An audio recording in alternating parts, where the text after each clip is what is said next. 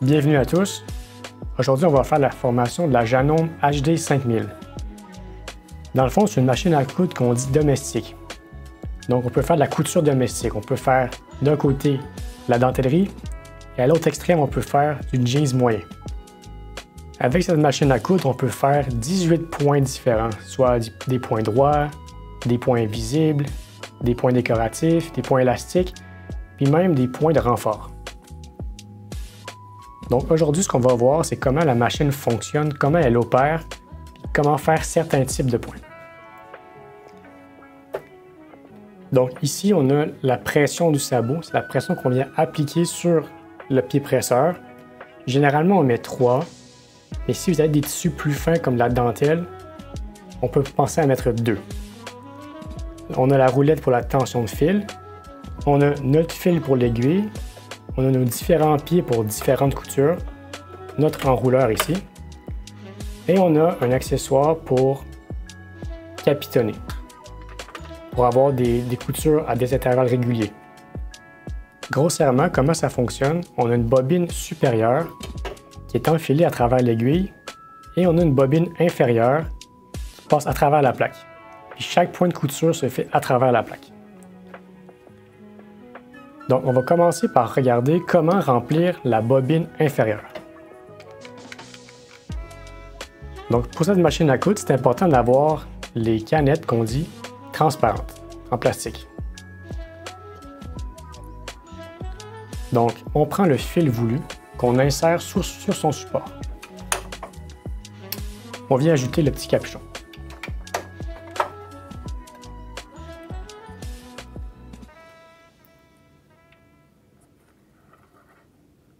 En suivant le trajet de fil, on passe en dessous la première roulette, de la deuxième,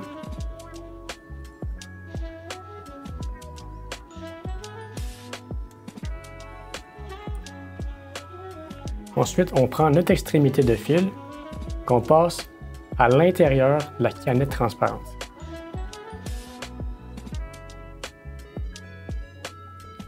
Ensuite on l'insère sur l'enrouleur qu'on vient bloquer à droite.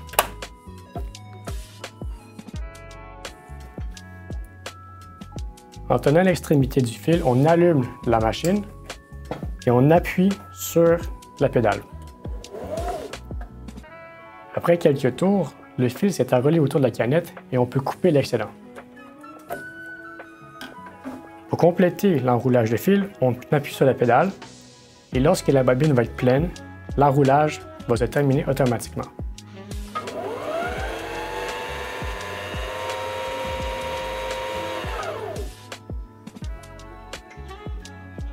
Donc, une fois terminé, on vient désactiver l'embobinage, on retire la canette de son socle.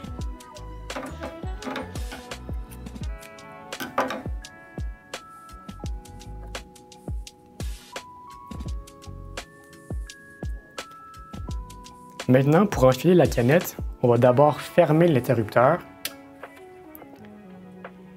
Essentiellement, à chaque fois qu'on doit manipuler proche de l'aiguille, on vient fermer la machine pour réduire les accidents.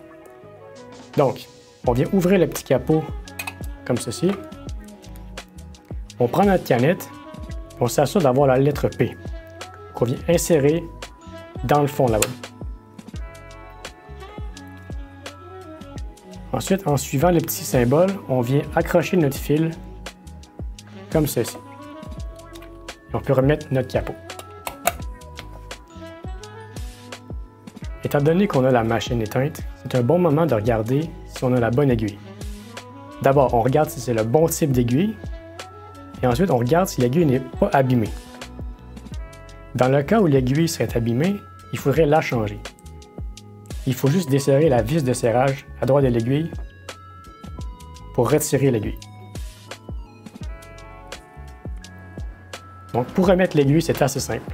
On prend la face plate qu'on met derrière et on insère l'aiguille. On visse la vis de serrage.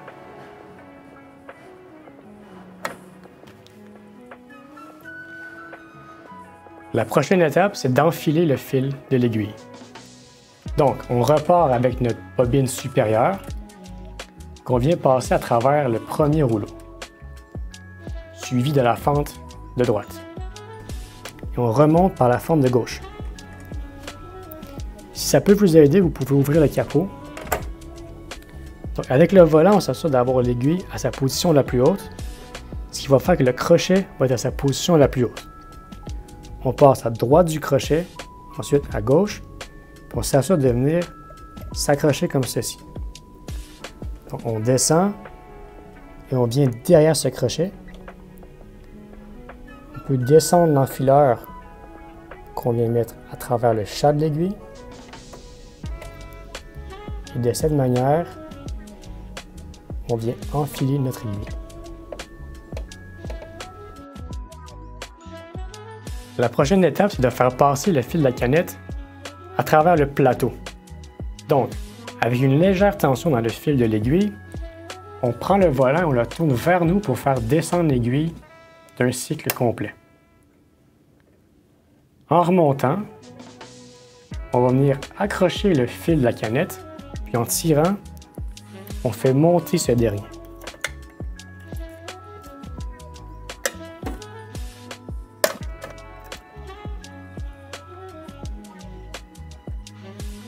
Donc, la prochaine étape, ça va être de choisir notre type de point. Lorsqu'on choisit un point, on a à choisir un pied presseur, une tension de fil, une largeur de point et une longueur de point. Donc, avec la roulette de sélection, on vient choisir notre point. On va commencer avec le point droit, soit le point 1. Donc, on s'assure d'avoir le pied presseur A, qui sont numérotés en haut ici. On met une tension de fil entre 2 et 6, donc on est à 4, une largeur de point à 0 et une longueur de point entre 1.5 et 4.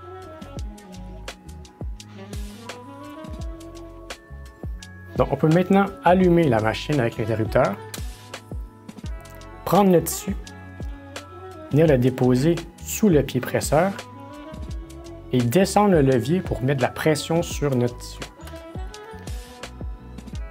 Donc, une machine à coudre, ça va faire avancer le tissu naturellement. Donc, nous, tout ce qu'on a à faire, c'est de diriger la couture. Donc, lorsque vous êtes prêt, vous appuyez sur la pédale pour commencer la couture.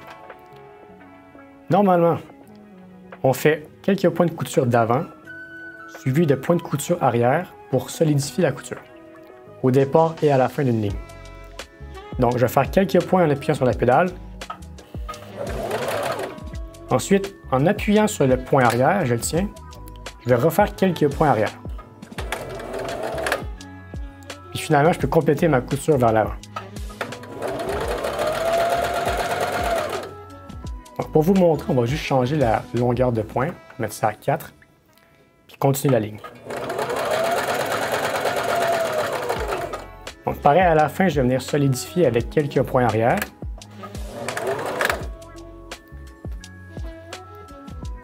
Pour retirer la couture, on s'assure d'avoir notre aiguille qui est montée en dehors du tissu. Si jamais l'aiguille était dans votre tissu, vous prenez le volant que vous tournez vers vous pour faire monter l'aiguille. Ensuite, on peut monter le pied presseur et simplement tirer sur notre tissu.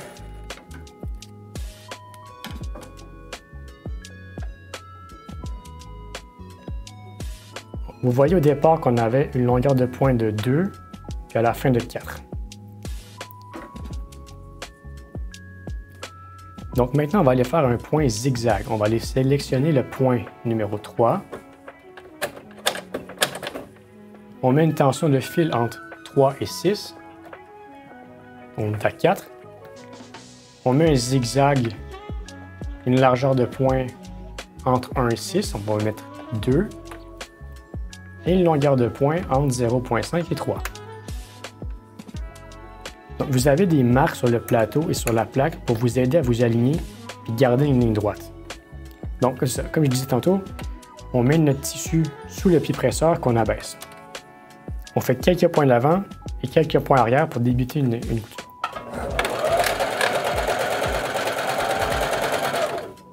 Je vais juste changer la largeur de point pour vous montrer.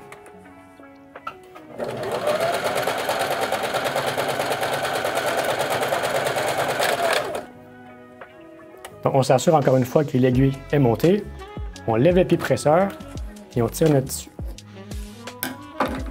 Donc, comme tantôt, on voit une différence entre la largeur de point ici, puis ici. Donc maintenant, on va faire des points décoratifs. On va aller sélectionner le point numéro 10. Donc tantôt, pour nos 2 points, il nous fallait le pied presseur A. Maintenant, il nous faut le F qu'on vient sélectionner ici. Pour changer le pied presseur, il y a un bouton derrière la colonne ici qu'on vient peser pour faire descendre le pied. Donc, on prend notre nouveau pied presseur, on appuie sur le même bouton, puis on vient le positionner. On prend nos 2 fils qu'on vient faire passer en dessous du pied presseur. Donc, comme tantôt, on s'assure d'avoir la bonne tension entre 1 et 4. Je l'ai mis à 3 ici. Une largeur de point entre 3 et 6. On va essayer 4. Et puis, une longueur de point entre 0,5 et 1. Comme ceci. Okay. Donc, comme tantôt, on vient se positionner sous notre pied presseur. On descend et on appuie pour mettre de la pression. Lorsque vous êtes prêt, vous pouvez commencer à coudre.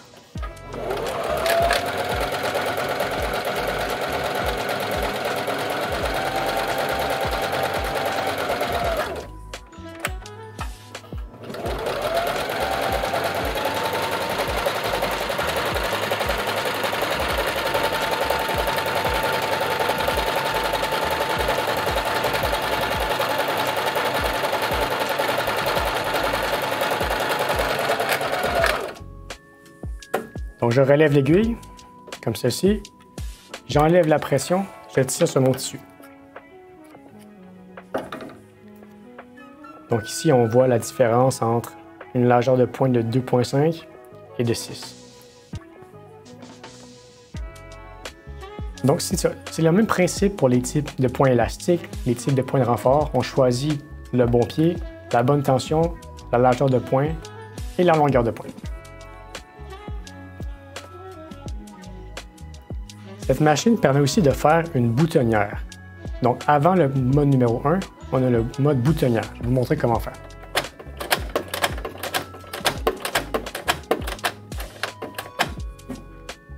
Donc, pour ce mode, il faut utiliser un pied qui se trouve dans le compartiment ici.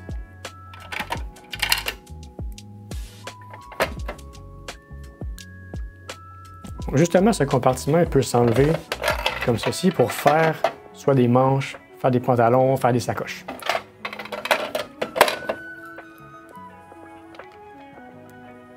Donc essentiellement, on vient retirer le pied presseur qu'on avait pour mettre celui-ci. Donc on va prendre ce pied presseur-là. On prend notre bouton qu'on a envie de mettre sur notre veston, qu'on insère ici, comme ceci. Donc maintenant, la machine à coudre va lire finalement la largeur de notre bouton pour créer une boutonnière en conséquence. Donc on vient la positionner comme tantôt sur notre pied presseur ici, comme ça. On a choisi notre boutonnière avec une tension entre 1 et 5.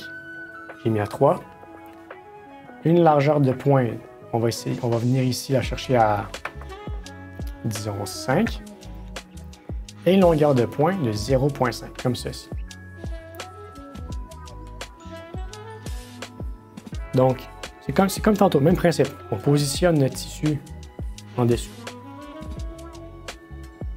Donc ici, c'est important de venir passer notre fil en dessous du pied presseur, comme tantôt.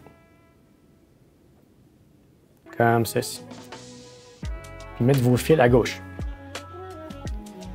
Donc, comme tantôt, on prend notre tissu qu'on vient positionner en dessous, comme ceci.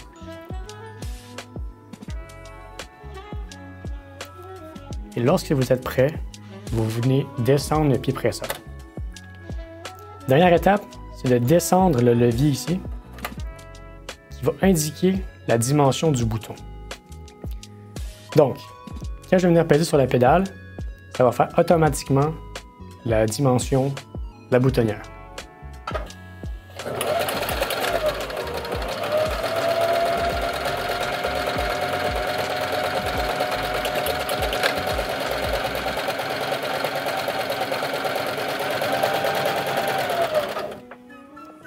Donc, comme tantôt, on s'assure que l'aiguille est relevée. On enlève la pression du pied presseur. On relève le capteur, comme ceci. Et on tire sur notre tissu. Donc, vous avez maintenant une boutonnière de fait. Vous prenez cet outil pour venir creuser une encoche. Comme ceci. C'est exactement aux dimensions du bouton qu'on vient d'insérer. Donc maintenant, de façon complémentaire, on va venir coudre le bouton avec la machine à coudre. Donc, on peut retirer le pied presseur et récupérer notre bouton. Donc pour ceci, il va falloir venir sélectionner le point zigzag, le numéro 3.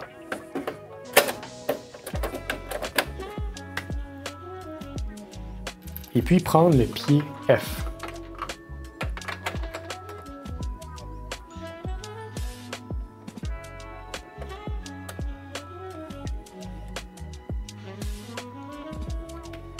Donc, une chose importante pour le bouton, c'est qu'on va venir le mettre ici, sous le pied presseur. Il va falloir venir désactiver les griffes d'avance. Donc à l'arrière, on a un interrupteur qui permet de désactiver les griffes d'avance.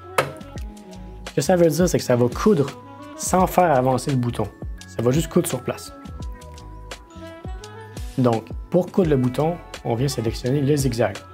Une tension de fil entre 3 et 7, une longueur de pointe que vous souhaitez, et on va venir sélectionner la largeur de pointe en conséquence des trous sur notre bouton. Donc, on vient positionner notre tissu, notre bouton sous le pied presseur, et vous venez aligner les deux trous avec la fente ou l'aiguille. Ensuite, vous venez mettre la pression sur le bouton comme ceci, et vous allez régler la largeur de pointe pour que l'aiguille tombe dans les deux trous à chaque zigzag. Donc, avec le volant, on va venir vérifier que c'est le cas.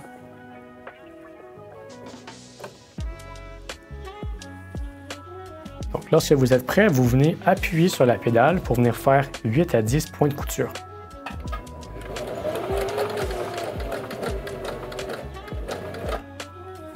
Donc, comme tantôt, on s'assure que l'aiguille est relevée, on enlève la pression du pied presseur et on tire sur notre bouton.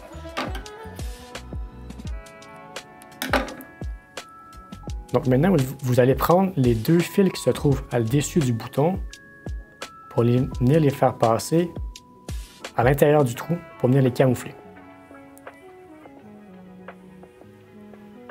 Donc une fois que c'est fait, vous pouvez venir l'enrouler autour du bouton pour le camoufler.